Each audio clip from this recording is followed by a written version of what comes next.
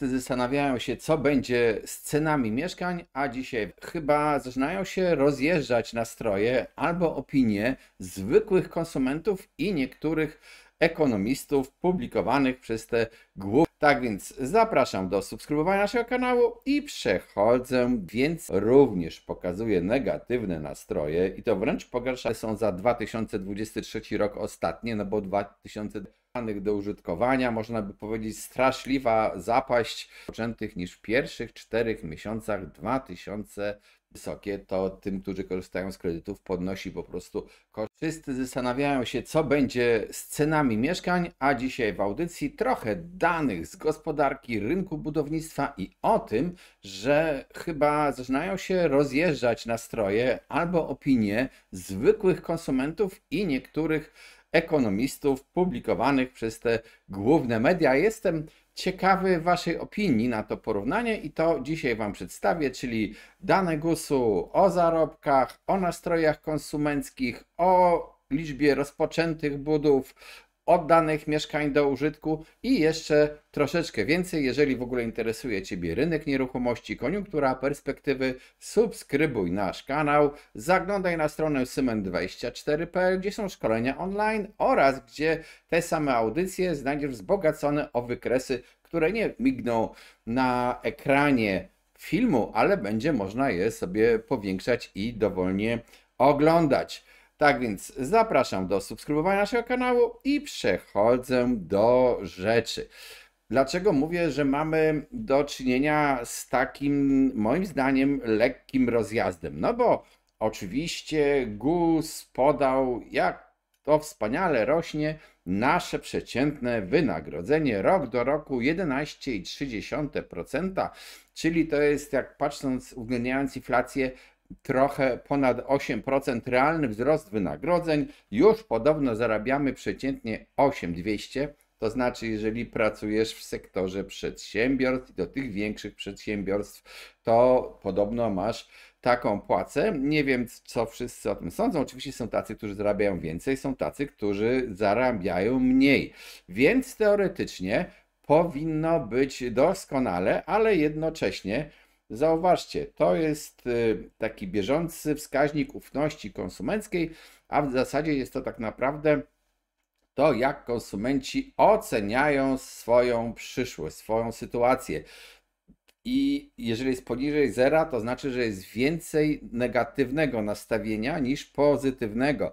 I to takie negatywne nastawienie, takie przeciętne, to jest minus 13,8% i pogorszyło się o 2,3% w stosunku do poprzedniego miesiąca. No więc płace nam urosły, a my czujemy, że będzie gorzej, a zobaczmy też, jak oceniamy naszą przyszłość. No w zasadzie ten taki wyprzedzający wskaźnik ufności również pokazuje negatywne nastroje i to wręcz pogarszające się. Może oprócz jednego tej linii, tej wychodzącej ponad zero, i to jest linia, która mówi o tym, że być może będziemy mogli oszczędzać troszeczkę lepiej niż żeśmy oszczędzali wcześniej. Dlaczego te nastroje są istotne? Bo te nastroje pokazują, czy decydujemy się kupować, czy decydujemy się na zaciąganie kredytu i o ile ci ekonomiści mówią, no tak, ponad 8% wzrosła płaca realna, wobec tego nasz rozwój gospodarczy będzie stymulowany przez konsumpcję. No a widać, że nastroje konsumentów raczej nie skłaniają ich do wydatków, bo jeżeli oni oceniają źle przyszłość, no to wtedy są nieskłonni do wydatków. Przejdę do rynku nieruchomości i budownictwa, ale najpierw Wam jeszcze pokażę jedną rzecz, też bardzo ciekawą. Zapamiętajcie ten wykres. To jest wykres liczby aktów notarialnych zawieranych w poszczególnych latach. No i on dotyczy w ogóle sprzedaży nieruchomości, sprzedaży mieszkań, sprzedaży działek i tak dalej. No oczywiście dane są za 2023 rok ostatnie, no bo 2024 jeszcze jakiś czas będzie trwać. Łatwo zauważyć wielki rekord rok 2021 był rokiem doskonałym. 2022 to zjazd. W niektórych pozycjach no to cofnęliśmy się niżej, nie niż rok 2020, ale jeszcze niżej. No i takie widzimy lekkie odbicie w 2023. Oczywiście to odbicie w tych aktach sprzedaży, ono następuje między innymi dlatego, że w 2023 był program ratunkowy zwany bezpiecznym kredytem 2%, który przyniósł wielu klientów deweloperom, także mieszkania na rynku wtórnym zyskały lepsze zejście, lepsze ceny, przede wszystkim ceny urosły. I teraz zobaczmy, jak to wygląda na budowach, bo to jest bardzo ważne. Ja tutaj naniosłem te kropki na najważniejszą moim zdaniem linię, czyli linię pokazującą liczbę mieszkań, których budowę rozpoczęto. Każdy kolor kropek to jest kolejne 12 miesięcy. Te żółte kreski no to oddzielają lata 20, 21, 22, 23, no i początek 24. I możemy zauważyć, że od tego szczytu, takiego rozpoczynania budów w 2021 i sporego rozpoczynania budów w 2020, nagle zaczynamy zjeżdżać powoli. Te żółte kropki to kolejne 3 miesiące, potem zapaść 2022 na 2023 to właściwie dno dna. No i takie odbicie z tymi nowymi budowami, spowodowane również tym, że już deweloperzy wiedzieli, że ten program wejdzie i już szykowali budowy. To jest ta istotna linia. Przyjrzyjcie się przy okazji tej zielonej linii, która pokazuje pozwolenia wydane na budowę lub zgłoszenia nowych budów. Jak łatwo zauważycie, jest przesunięcie w czasie między linią rozpoczynanych budów i tych pozwoleń, ale też ta linia pozwoleń jest generalnie przez cały czas wyżej niż tych rozpoczynanych budów. Co to oznacza? No między innymi to, że po prostu niektóre budowy nie są rozpoczynane. Ktoś uzyskuje pozwolenie i czeka. Można czekać tak 3 lata do rozpoczęcia budowy. Po prostu przygotował papiery, załatwił inwestycje, ale uznaje, dobrze, ale jeszcze teraz nie będę zaczynał budowy. Optymizm deweloperów w 2024 i końcówce 2023 jest na pewno troszeczkę wyższy niż przez cały prawie rok 2022. To widzimy wyraźnie tą poprawę nastrojów, ale też jesteśmy w sumie daleko od tych takich rekordowych, wysokich poziomów z 2021, no i po części z 2020 roku. Przy okazji dla porządku przytoczę i pokażę Wam tabelę danych. Liczba mieszkań oddanych do użytkowania, można by powiedzieć straszliwa zapaść, no bo w porównaniu do pierwszych 4 miesięcy 2023, no to prawie 30% mniej oddanych domów budowanych, mieszkań budowanych indywidualnie, no i 96% tej kwoty poprzedniej przeznaczonych na sprzedaż, czyli tych deweloperskich.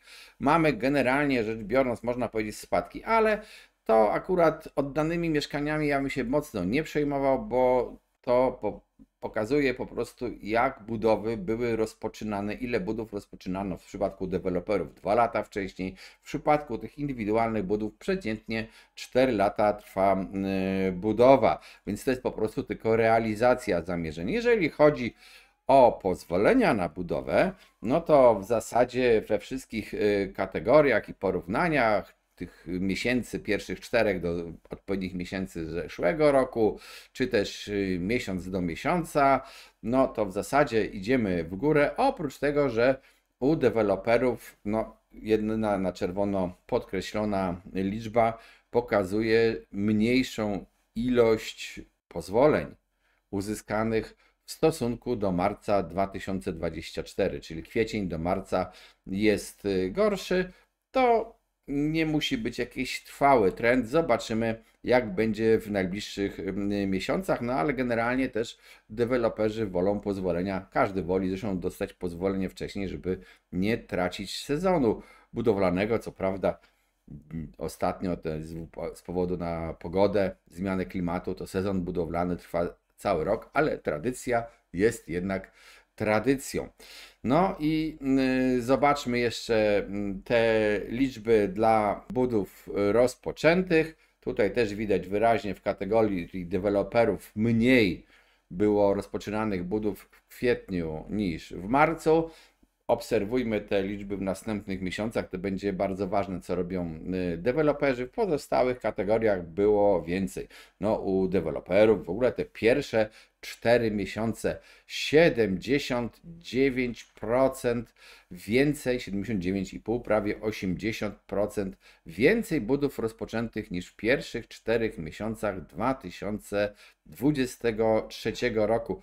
To też jest istotne. No i teraz pozostaje pytanie, czy deweloperzy, którzy patrzą się na całą gospodarkę, oceniają również swoich nabywców, oceniają ich nastroje konsumenckie, sami również podlegają, na przykład dotkliwie czują wysokie koszty kredytów, stopy procentowe na kredytach są jeszcze dość wysokie, to tym, którzy korzystają z kredytów, podnosi po prostu koszty inwestycji, widząc też być może przyszłe wymagania co do energooszczędności budynków i tak dalej, czy oni nadal będą śmiało zwiększali liczbę rozpoczynanych budów, realizowanych projektów, czy też wezmą trochę na wstrzymanie. Jednocześnie te duże stopy procentowe na razie i połączone z tym, że na przykład inwestowanie w mieszkania w najem w tej chwili jest takie średnio opłacalne, przynajmniej w nowe mieszkania, bo to ROI w wielu miastach, nie we wszystkich, ale w tych większych aglomeracjach wypada dość słabo, o czym robiliśmy audycję, link na dole. Patrząc się na to, że nie wiemy, czy będzie ten program Mieszkanie na Start, czyli taki kolejny dopalacz po bezpiecznym kredycie. Zresztą on może być tak wprowadzony, że nawet jeżeli będzie wprowadzony, to wielu mówi, że będzie tak wprowadzony, żeby niewielu skorzystało z tego programu. Zobaczymy, jak będzie. To nikt nie może gwarantować, co rząd zrobi. No to jeżeli te czynniki nie zadziałają, to mamy w tej chwili będziemy mieli do czynienia z taką sytuacją, że rozpoczyna się więcej budów, a jednocześnie ten popyt, zainteresowanie mieszkaniami troszeczkę spada, bo popyt to w ogóle zawsze musicie pamiętać, niektórzy mówią, potrzeby w Polsce na mieszkania są duże, ciągle nam brakuje mieszkań. Tak, ale popyt to nie jest tylko potrzeba posiadania mieszkania. Popyt to jest potrzeba posiadania poparta posiadaniem pieniędzy, czy to własnych pieniędzy, czy pieniędzy z kredytu. Jeżeli masz potrzebę posiadania, chcesz coś mieć, ale nie masz na to pieniędzy, no to nie tworzysz kredytu. I zauważcie, że niektórzy mówią, tak, my uważamy, my zarabiamy coraz więcej. Prawie 8%, czy trochę ponad 8%, uwzględniając inflację, czyli taki realny wzrost zarobków, tak twierdzą niektórzy ekonomiści rok do roku. A jednocześnie nastroje konsumentów, nie, no to będzie słabo, to jak są takie nastroje, to naprawdę ludzie niechętnie podejmują znaczące decyzje, okopują się w tym miejscu, w którym są, przyglądają się, biorą na wstrzymanie, niechętnie będą dokonywali drogich zakupów. Oczywiście, jak powiedziałem, sytuacja jest płynna i zobaczymy. Z jednej strony możemy mieć nadzieję na wzrost podaży mieszkań nowo budowanych, z drugiej strony na ostrożne decyzje zakupowe, ostrożniejsze, lekką wstrzemięźliwość. Do czego to prowadzi? No zazwyczaj do jakiejś długo wyczekiwanej i wielokrotnie zapowiadanej korekty cen. No, oczywiście to może nadejść, jeżeli nie nastąpią jakieś istotne zmiany i znów nie zaczniemy na przykład rozdawać pieniędzy albo jakieś inne wydarzenie zewnętrzne dla rynku się wydarzy. Na razie musimy się temu wszystkiemu przyglądać gospodarce, patrzeć się na to, że słyszymy też o tym, że niektóre zakłady z różnych branż likwidują produkcję, wynoszą się z Polski, może to jeszcze nie jest masowe, ale też w danych GUS-u tych o zarobkach jest również informacja o tym, że zatrudnienie rok do roku jest o 0,4% mniejsze. Nie jest to dużo, ale zawsze tak to wygląda. Jeżeli interesuje Ciebie rynek nieruchomości, subskrybuj ten kanał. Przypominam, że na Cement24 wykresy z tej audycji w takiej lepszej formie, kursy obrotu nieruchomościami nie tylko dla pośredników przydatne, ale również dla ludzi, którzy chcą inwestować, których interesuje po prostu bezpieczny na przykład obrót nieruchomościami. I cóż, liczę na to, że będzie dobrze. Cześć, trzymajcie się.